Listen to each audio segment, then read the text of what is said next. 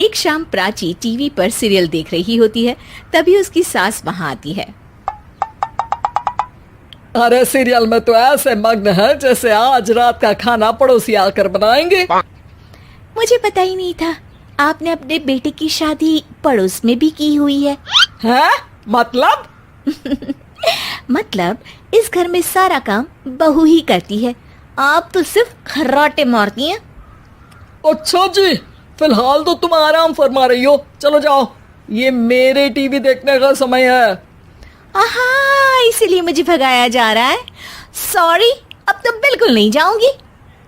प्राची की इस बात पर दोनों सास बहू के बीच टीवी रिमोट के पीछे बच्चों जैसे छीना झपटी शुरू हो जाती है, जिसके बीच श्लोक भी काम से घर वापस आ जाता है।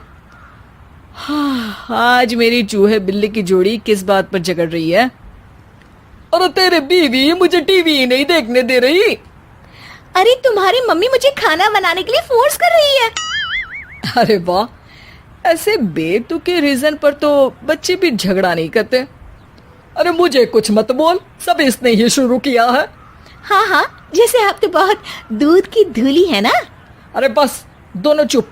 प्राची जाओ, खाने की तैयारी करो। और माँ तुम छोड़ो, तुम्हें क्या बोलूं, शांति से अपना सीरियल देखो, मुझे दोबारा लड़ने की आवाज सुनाई नहीं देनी चाहिए। ऐसा बोलकर श्लोक वहां से चला जाता है, जिसके पीछे पीछे प्राची भी कुछ न कुछ बड़बड़ाते हुए रसोई में चली जाती है। हाँ हाँ, सासू जी को तो कुछ बोलेंगे ही नहीं, बस मुझ पर ही हुक्म चलता है, खाना बनाओ, जैसे मैं इनके घर में खाना बनाने के लिए आई हूँ। इसी तरह शाम बीतती है और रात को श्लोक और प्राची की सास खाना खाकर सोने चले जाते हैं, लेकिन प्राची गुस्से में कुछ खाए बिना काम में ही लगी रहती है।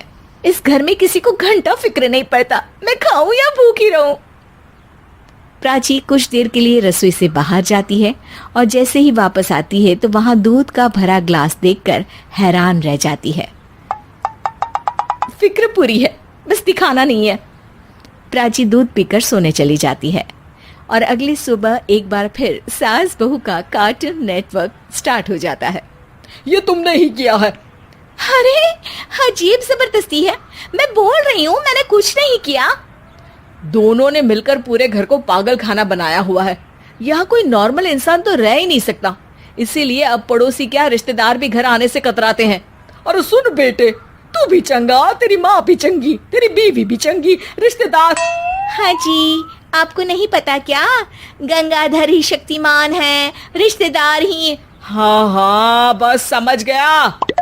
कभी जानवरों जैसे लड़ेंगी तो कभी जुगलबंदी करेंगी।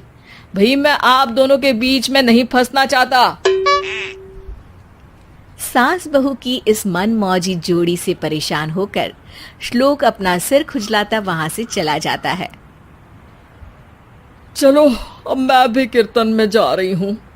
इस पर जैसे ही सास कमरे में अपना पर्स लेने जाती है तो वहां नाश्ते की प्लेट रखी देख मुस्कुराने लगती है और नाश्ता करके घर से बाहर निकलते हुए कुछ पैसे टेबल पर रख जाती है, जिसके कुछ देर बाद सिलेंडर वाला घर आता है। ओ मुरी मैया, मैं सिलेंडर के बारे में तो बिल्कुल भूल ही गई थी। घर खर्च के सारे पैसे भी मम्मी के पास है और श्लोक से बोला तो उल्टा 4 बात सुनाएंगे। प्राची ये सोच ही रही होती है कि अचानक उसका चेहरा चमक उठता है और वो घर में आकर इधर उधर देखने लगती है। तभी उसकी नजर टेबल पर रखे पैसों पर पड़ती है, जिन्हें वो सिलेंडर वाले को दे देती है। ये सब श्लोक देख लेता है। अच्छा बेटे, इतना बड़ा घोटाला, सबके सामने मैं तेरी दुश्मन और पीठ पीछे तेरी मेरी यारी। इस पर श्लोक एक प्लान बनाता है और शाम को सब एक साथ बैठे होने पर बोलने लगता है। माँ, तुम दोनों की बहुत लड़ाई होती है, इसलिए मैं सोच रहा हूँ कि प्राची को उसके घर छोड़ाऊं, इससे वो भी खुश रहेगी और तुम भी। अचानक श्लोक की ये बात सुनकर सास बहू शौक से उसकी तरफ देखती है।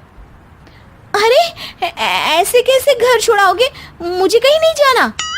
अरे तुमने बोला नहीं पर मैंने सुन लिया, तुम्हें मम्मी के साथ रहना अच्छा नहीं लगता, मुझे पता है। अरे वो अरे, जब बहू खुद कुछ काम बोले तो वो तुझे सुनता नहीं, और अब जो इसने बोला ही नहीं वो तू समझ गया। जब उसे नहीं जाना तो फिर जबरदस्ती क्यों कर रहा है?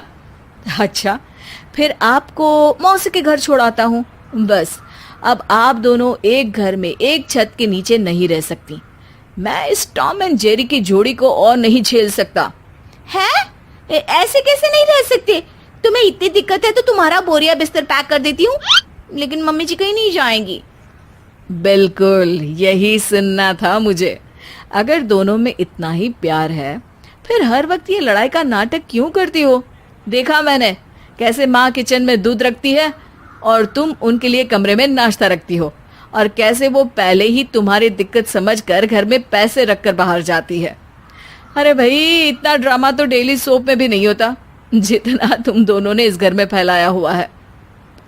तू हमें टॉम एंड जेरी बोलता है ना, तो याद कर वो दोनों भी एक दूसरे को बाहर वालों की बुरी नजर से बचाने के लिए हमेशा सबके सामने लड़ते थे, लेकिन अकेले में दिक्कत के समय मदद भी तो करते थे।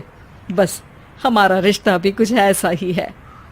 और वैसे भी अगर सास बहू में तू मैं नहीं होती तो दुनिया वालों को कहानियां कैसे मिलेंगी?